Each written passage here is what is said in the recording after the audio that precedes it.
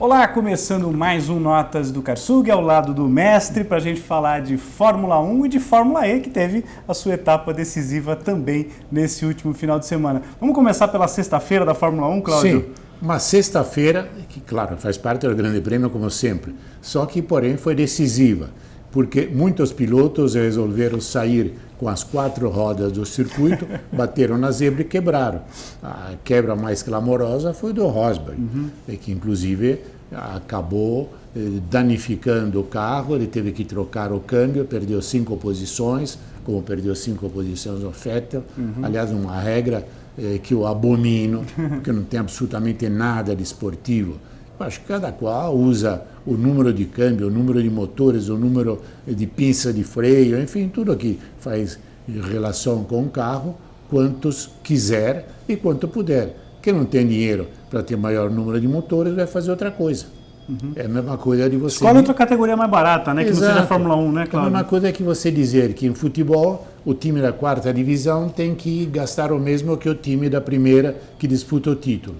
Me parece muito uma justo, ideia né? digerida. Em todo caso, do Bernie Eccleston, tudo pode se esperar quando tem o dinheiro no meio. Mas enfim, então já na sexta começaram as coisas, no sábado continuaram, e na corrida, eu acho que a corrida, não digo que vai se resumir, porque teve muita coisa interessante, mas o ponto principal é aquela última volta, aquela batida Rosberg-Hamilton. Me lembrou muito as batidas Prost-Senna, as duas, e que Rosberg claramente não pensou no campeonato. Tivesse pensado, ele tirava um pouco o pé. Garantiu o segundo lugar, garantiu né, o segundo lugar, só perdia 7 pontos. E assim, em vez chegou em quarto, ainda tem que dar graças a Deus, porque podia ter sido obrigado a desistir e não marcava nada. Acabou punido, né, com 10 segundos, o que não mudou a classificação dele final, né?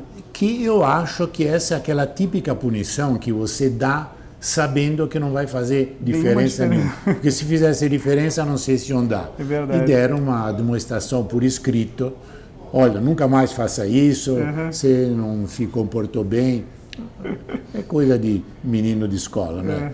Chamar atenção, né? Que a professora manda ficar de costas atrás do quadro negro. Não cabe na Fórmula 1.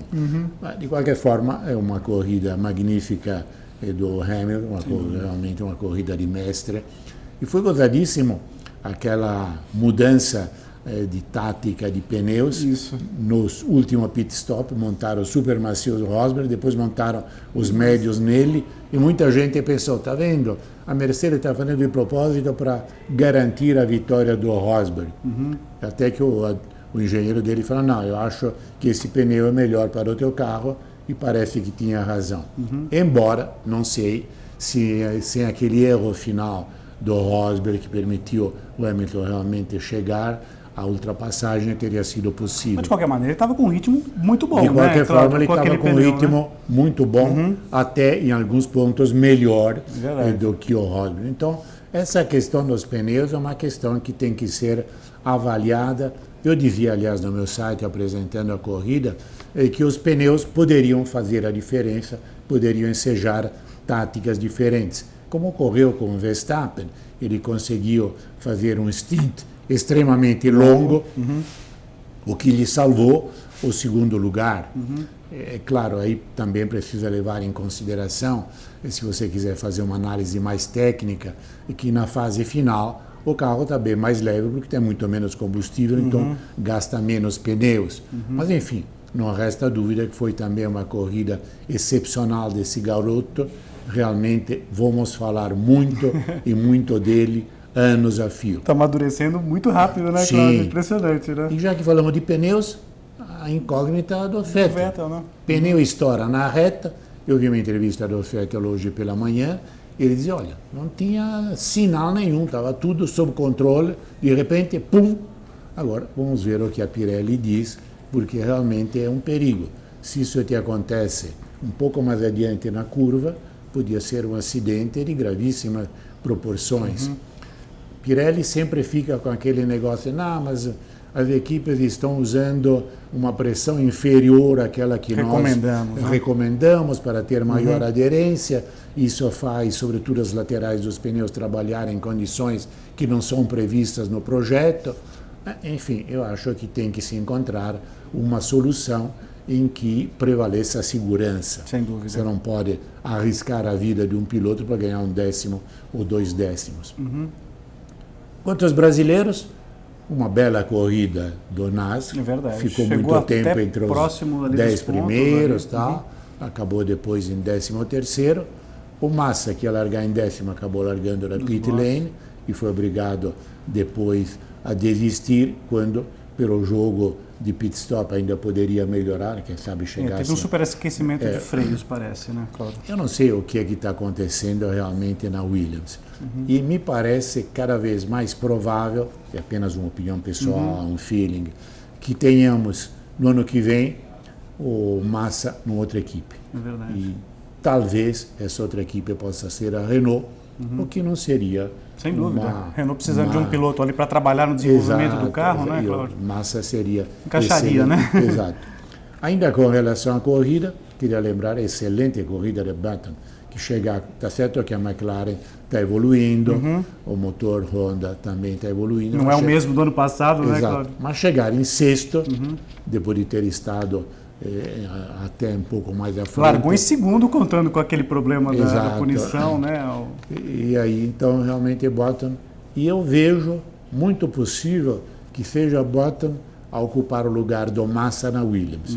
Que a Williams sempre gostou de ter um piloto inglês. Verdade. E Button poderia encerrar sua carreira na Williams. Acho que seria um casamento interessante para ambos os lados. Campeão de 2009, a gente não pode esquecer disso, né, Cláudio? Não é qualquer um. Não, piloto que tem uma característica que todo mundo sempre fala, que todo preserva muito bem o carro, sabe conduzir muito bem, inclusive a questão de pneus. O ano que vem tem pneu novo nessa jogada, né? Então isso é muito importante. E com relação ao ano que vem, aliás, eu acho que o Raikkonen botou um tijolinho na escada para conseguir passar para o ano que vem, continuando na Ferrari. De qualquer forma, vamos ver. Tem um sinalzinho ali para o Arrivabene. O Arrivabene falou, olha, depende de você. Se for bem, o contrato está aqui. Se não, o Vettel está absolutamente garantido, né? Então não tem. E aí não teremos nenhuma surpresa. E domingo tem o Grande Prêmio da Grã-Bretanha, que é o British Grand Prix. Se fosse England Grand Prix, seria Grande Prêmio da Inglaterra. Mas é British, então é Grande Prêmio da Grã-Bretanha. Embora o erro inicial seja dos franceses, porque eles traduziram Grande Prêmio da Grã-Bretanha sempre por Grande Prêmio da Inglaterra, que para eles, l'Angleterre é tudo, todo o conjunto. Escócia, País de Gales, Irlanda, tá, não vê muito o caso, é tudo Inglaterra. E é um onde tudo começou, né, tradicional, em Silverstone, em maio de 1950, tudo começou lá. Giuseppe Farina. Exato. Tivemos lá a primeira vitória da Ferrari em 51, com o Froilán González no Campeonato Mundial, derrotando até as invencíveis Alfetta até então. Então é um circuito cheio de tradição que não poderia faltar no elenco dos grandes prêmios. Se corre em Baku... Por que não correr, né? Nas mais tradicionais. Silverstone tem que estar presente e não se discute. Cláudio, vamos para as notas, porque nós tivemos atuações muito legais. Você falou, frisou muito bem o Verstappen, a boa atuação do Button, mas também tivemos até um pontinho da Manor com o Verheyen, né? O que preocupa sobremaneira a Sauber. Pois é. Que a Sauber está muito mal, não marcou pontos, e se ela ficar em 11º lugar, ela não recebe nada em sentido na de fatia dinheiro, do bolo, na lá, fatia do bolo, diz, olha, acabou, só tinha 10 fatias, ser 11º não recebe nada. Pratinho então, vazio para a Sauber, né? Eles estão realmente preocupados porque estão necessitando de dinheiro, então vamos ver o que vai acontecer, mas o carro mostrou mais uma vez que é muito ruim. É verdade. Então, não sei o que o Nas e o Ericsson vão conseguir, por enquanto a Manor deu um passo à frente muito sensível. Com relação às notas, 10 para o Hamilton, eu dou também 10 para o Verstappen, que fez uma corrida excelente. Repito, esse garoto tem um futuro brilhantíssimo. E o Rosberg, eu dou 7, porque ele não foi suficientemente inteligente para correr pelo campeonato. É verdade. Bom, Você falou de Silverstone na próxima etapa e tivemos em Londres, né, a etapa da Fórmula E. O final do campeonato. O campeonato sempre começa num ano e termina no outro, né? Por enquanto as coisas estão sendo definidas dessa maneira. E aí fez lembrar novamente Prost e Senna. Pois é, porque tivemos logo no comecinho da segunda prova, foi rodada dupla, na primeira bateria tivemos o primeiro pódio do Bruno Senna. Estava perseguindo esse pódio lá na Fórmula E, né? E o Nicolas Prost, aliás, foi histórico também, porque Nicolas Prost em primeiro e Bruno Senna em segundo, reeditando ali uma parceria ali interessante, né? Não foi muito afetuosa nos tempos de Fórmula 1, né, Cláudio? Agora é mais tranquilo. Pois é, agora o filho e o sobrinho se dão muito bem, são muito amigos, já correram juntos, inclusive aqui na Stock Car, enfim, é uma relação muito bacana que eles têm. Então tivemos o Nicolas Prost vencendo no sábado, a primeira bateria, e venceu no domingo novamente, mas todas as atenções voltadas para Buemi e Lucas de Grassi. No comecinho da prova, como o Cláudio frisou no começo, Lucas de Grassi acabou largando em terceiro, se envolveu num acidente, acabou batendo no Buemi, e aí ficou aquela guerra, Cláudio, pela volta mais rápida, porque bonifica com 2 pontos, que era de empate.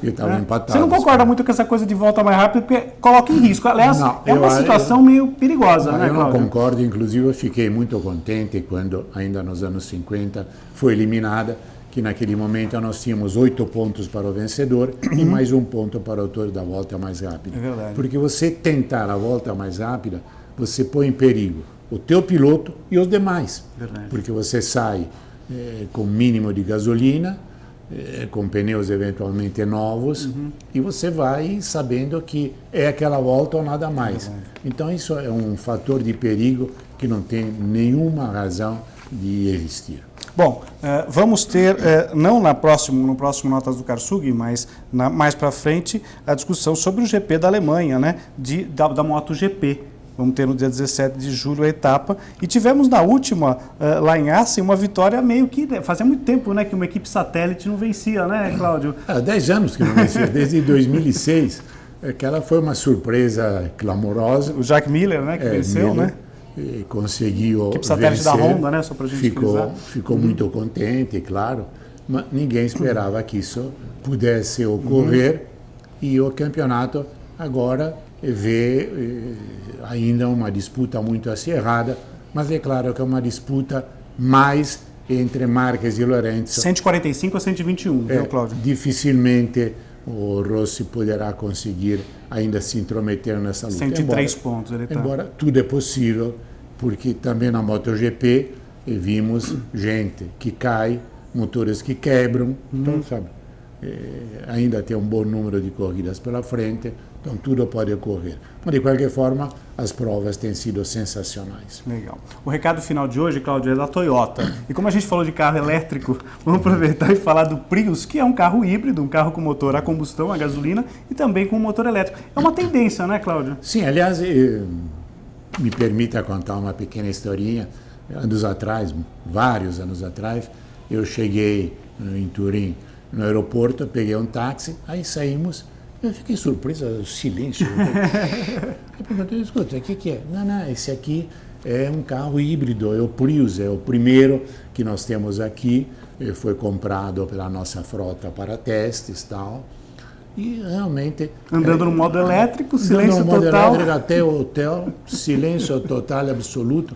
Ele falou, olha, só tem que ter cuidado com os pedestres, porque... Eles não percebem. Não percebem, então você tem que dar uma buzinada, tá? Porque senão acaba atropelando alguém. Mas desde aquele momento, depois, é claro, tem toda hoje uma frota de Prius lá no aeroporto, já há vários anos. Mas aquela primeira impressão, eu falei, olha, é um negócio a ser pensado. Bacana. É isso aí. Então confira toda a linha Toyota em www.toyota.com.br. Não apenas o Prius, né, que o Cláudio deu essa elucidação muito bacana, mas também o Etios, que agora vem com câmbio automático. Exato. Enfim, toda a linha Toyota você confere lá no site e nesse vídeo que encerra o Notas do Karsug de hoje. Obrigado, Cláudio. Obrigado a vocês. Até segunda-feira que vem. Tchau, pessoal.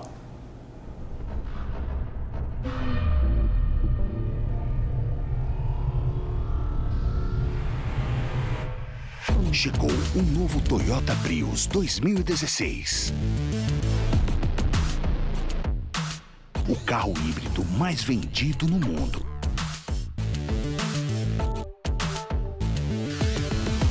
Para reescrever a história da tecnologia híbrida no Brasil. Para mostrar que não existe o impossível.